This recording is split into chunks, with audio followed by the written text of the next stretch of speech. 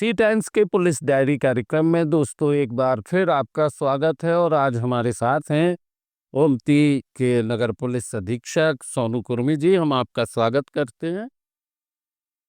बुंदेलखंड से आपका एक पारिवारिक रिश्ता रहा है।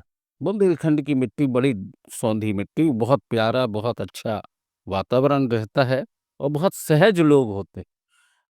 पुलिस में आने का आपके मन में कब ख्याल आया? ये बड़ा अच्छा आपने बताया बुंदेलखंड के बारे में कि एक अलग उसकी संस्कृति और वो है।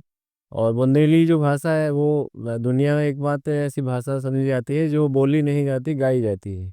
आप बोलते हैं बुंदेली? जी, बोलता हूँ। वहाँ पे बहुत से शब्द हैं जो बहुत प्यारे हैं, प्यारे हैं। जैसे इते आओ, हाँ। उते जाओ, ना बैठ जाओ, का हो रहा हो। का हो रहो।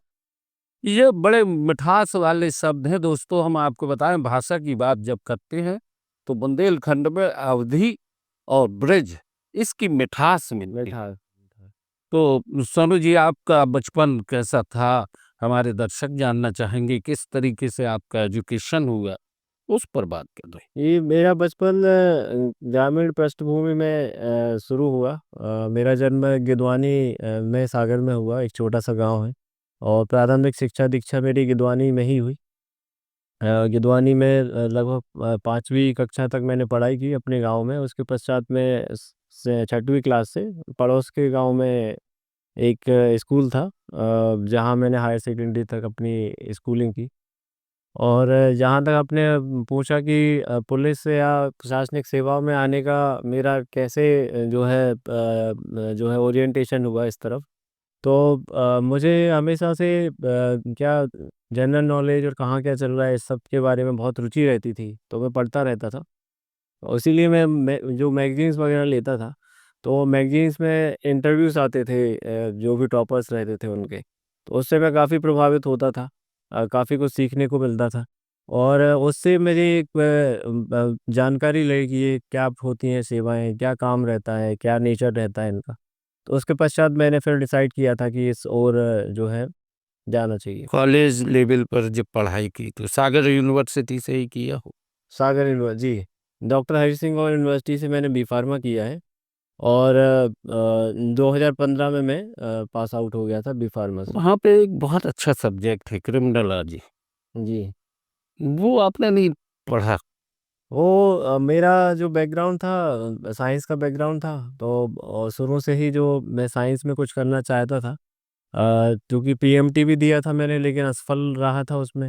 और उसके बाद मैंने फिर जो सागर में बी फार्मा था, डॉप्स, डिपार्टमेंट ऑफ फार्मास्यूटिकल साइंसेज, उससे मैंने अपनी ग्रेजुएशन फिर आगे की।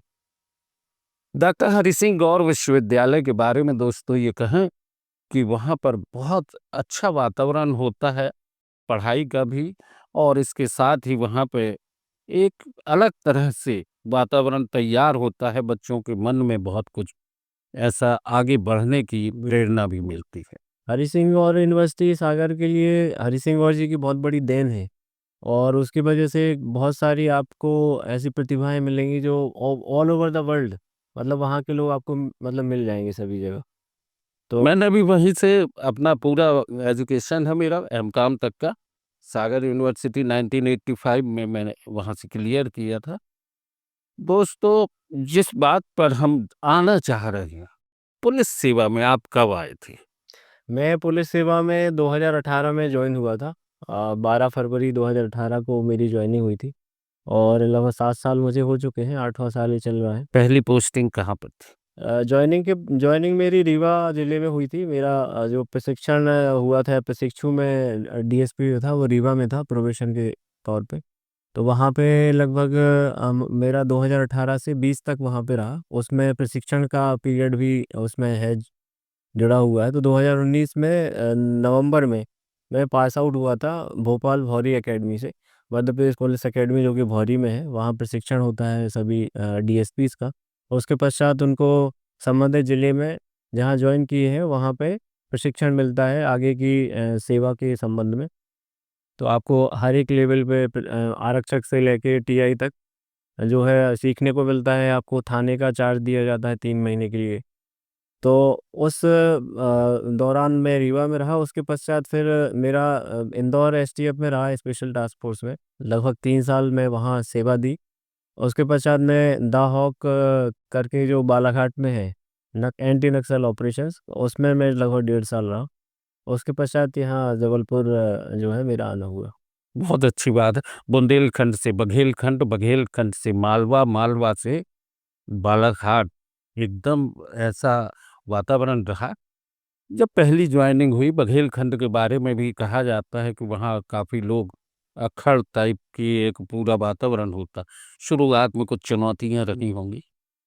बिल्कुल, हर एक रीजन की एक अपनी विशेषताएं रहती हैं, लोग रहते हैं। तो बघेलखंड मेरे लिए एक नया अनुभव था। लोग जो एक कहना चाहिए कि घाट घाट जो है, घाट के उस तरफ भी मेरी पोस्टिंग रही है। ये चाक घाट एकदम उत्तर प्रदेश से लगा हुआ है। तो वहाँ का एक अलग एक्सपीरियंस था। वो लोग काफ़ी जागरूक हैं अपने अधिकारों के प्रति और उसके लिए। और वहाँ पे अधिवक्ता बहुत ज़्यादा है। लोगों को अपने जो अधिकार है उनके बारे में बहुत मौलिक अधिकारों के अवगत प्रति बड़े जागरूक। है। बालाघाट का मुद्दा जो था, जिस पर हम बात करने जा रहे थे, कि बालाघाट पोस्टिंग में बहुत सी चुनौतियाँ आई होंगी, नक्सलाइट मूवमेंट है। बिल्कुल, बालाघाट एक अलग एक्सपीरियंस था। और किसी के भी लिए मतलब एकदम से बालाघाट की जो छवि रहती है वो नक्सलिज्म और इस तरीके की रहती है। तो मेरी भी जो पहले की छवि थी कि नक्सलाइट रहते हैं, ये रहते हैं। हालांकि पूरे बालाघाट में ऐसा नहीं है। वहाँ जाके मेरी सोच ही बदली कि ज़्यादातर बालाघाट अभी बहुत ज़्यादा विकसित हो चुका है। और शहर आप देखें तो शहर में हर एक सुविधा उपलब्ध है। आप प्रॉपर बालाघाट में थे कि मलाजखंड? हम लोग का लगभग मैं 70-80 किलोमीटर दूर था मैन बालाघाट से, जो कोर जंगल का एरिया रहता है। तो वहाँ पे एक चौकी थी सोनगुड्डा, तो वहाँ पे मेरी पोस्टिंग थी।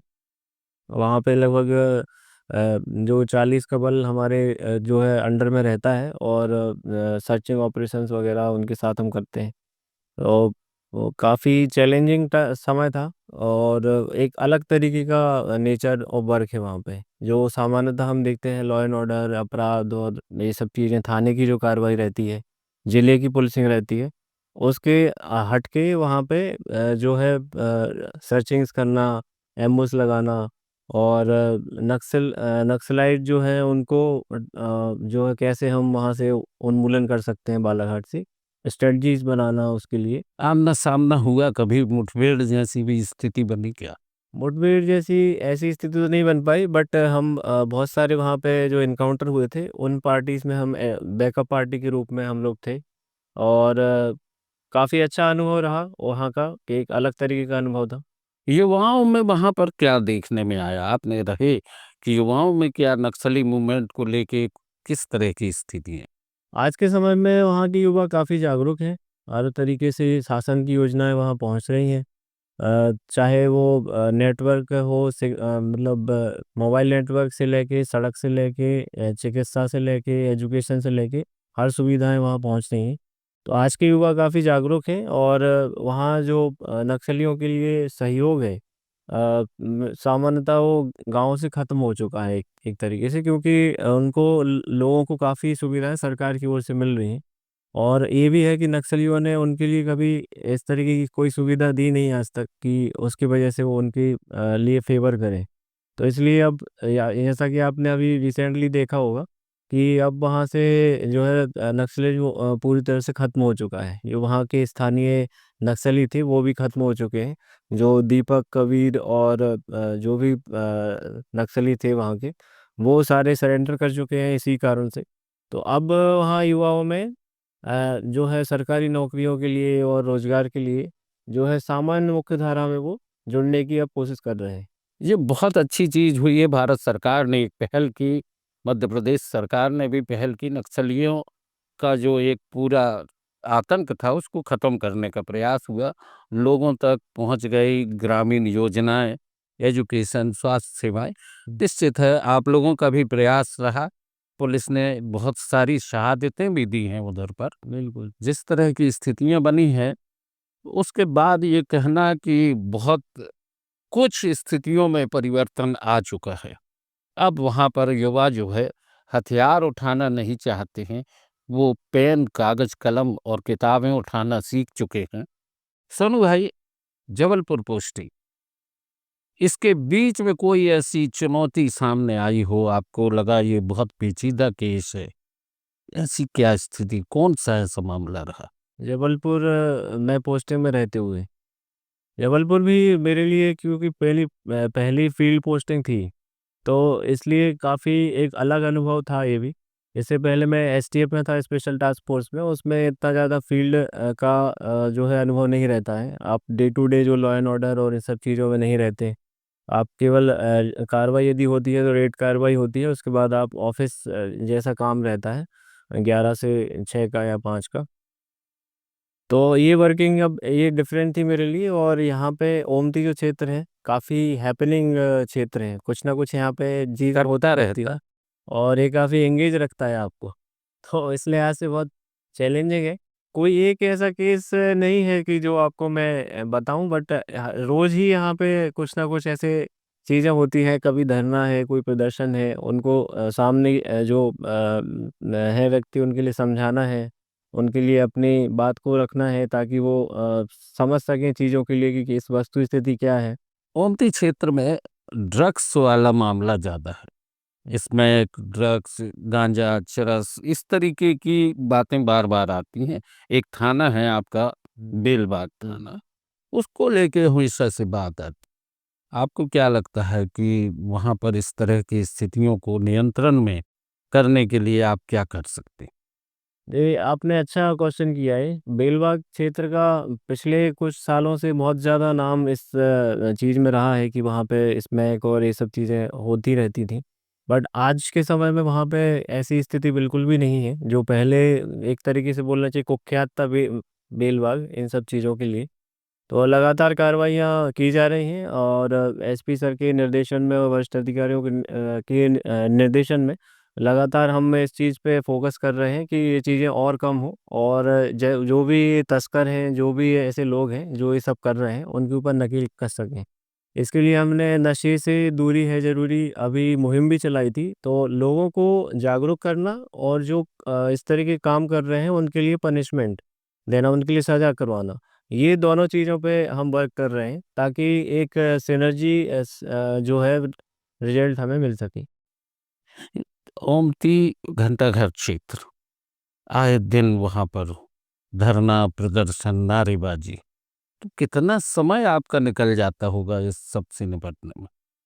बिल्कुल जो कि ये लोक सेवा है, तो लोक सेवा में आप ये नहीं बोल सकते कि ये काम मेरा नहीं है या फिर ये समय मेरे लिए है, अब मैं ये काम नहीं करूँगा। अब जो भी समय उसमें जितना भी समय हमें देना होता है या वो डिमांड करता है कोई चीज़ हमसे, तो दिन हो या रात हो हमेशा हम तत्पर रहते हैं क्योंकि जो मोटो है पुलिस का, मध्य प्रदेश पुलिस का, देशभक्ति जन सेवा। तो उसी मोटो को लेते हुए और मैं ही नहीं बल्कि सभी अधिकारी जो भी ऊंचे स्तर से लेके नीचे स्तर तक आरक्षक तक के जो कर्मचारी अधिकारी हैं, सभी का यही उद्देश्य रहता है कि पब्लिक सेफ्टी फर्स्ट है, उसके बाद हम जो भी है वो करेंगे। दोस्तों, पुलिस डायरी में सोनू कुर्मी जी से हमने बात की और निश्चित तौर पर देशभक्ति, जनसेवा, ये भावना लेके पुलिस का हर सिपाही, हर अधिकारी सामने होता है और आपको बता दें, पुलिस की मौजूदगी ही आपके लिए सुरक्षा देती है। पुलिस का एहसास अपराधियों को डराता भी है और अपराधियों को अपराध करने से रोकता भी है। वर्ष बीत रहा है, ये दिसंबर है, आने वाले समय में आप कुछ हमारे युवाओं को कहना चाहें कि ये वक्त कैसा आपको करना है, किस तरीके से अपने जीवन के उद्देश्यों को तय करना है? बिल्कुल हमारे युवाओं में बहुत पोटेंशियल है और काफ़ी कुछ करना चाहते हैं वो, लेकिन सही दिशा उनके लिए देना बहुत ज़रूरी है। जैसे अभी हाल ही में जो नशे से दूरी है ज़रूरी मुहिम हमने इसीलिए मध्य प्रदेश पुलिस ने चलाई थी कि युवाओं को एक सही दिशा मिले। वो नशे को छोड़ के जो मुख्य धारा है और उनको अपॉर्च्युनिटीज़ जो आज आ रही हैं, उन उन उस दिशा में आगे बढ़ सकें। तो आज बहुत अच्छा समय है, ये हम बहुत अच्छे इरा में हैं, हम ऐसे युग में हैं कि जहाँ पे अवसरों की कोई कमी नहीं है। आप यदि कोई सरकारी नौकरी या डॉक्टर, इंजीनियर जो पहले ऑप्शन हुआ करते थे, आज आपके पास ढेर सारे ऑप्शंस हैं। आप यूट्यूबर बन सकते हैं, आप कोई क्रिएटिव वर्क कोई कर सकते तो वो कर सकते हैं, डांस यदि आपको आता है डांस कर सकते हैं, म्यूजिक की दिशा में जा सकते हैं, स्पोर्ट्स आज बहुत अच्छे उसमें है। तो आपके पास हर एक व्यक्ति में कोई ना कोई ऐसी चीज रहती है, तो उसको पहचानने की आवश्यकता है आज के युवा को, और उस दिशा में काम करने की आवश्यकता है। आप जब एक ही दिशा में लगातार कार्य करते हैं, तो आप दूसरों से बेहतर होते जाते हैं और आपको सफलता मिलना अवश्यभावी हो जाती है। तो आप एक उसी दिशा में जो आप एक लक्ष्य तय करें, और जैसा कि विवेकानंद ने बोला था, विवेकानंद जी ने बोला था कि एक लक्ष्य आप तय करें और उसमें तब तक लगे रहें जब तक वो आप उसको पा ना लें। तो यही मेरा जो है संदेश रहेगा युवा पीढ़ी के लिए, कि आप भी अपने लिए एक लक्ष्य तय करें, और अपना जो बेस्ट समय है अभी, युवा अवस्था एक ऐसा समय है जो दोबारा आपको नहीं मिलेगी। तो उस समय का अधिकतर उपयोग अपने लक्ष्य प्राप्ति में आप लगाएं। दोस्तों, पुलिस डायरी में आज की चर्चा यहीं तक। सोनू कुर्मी जी, बहुत बहुत धन्यवाद। Thank you so much.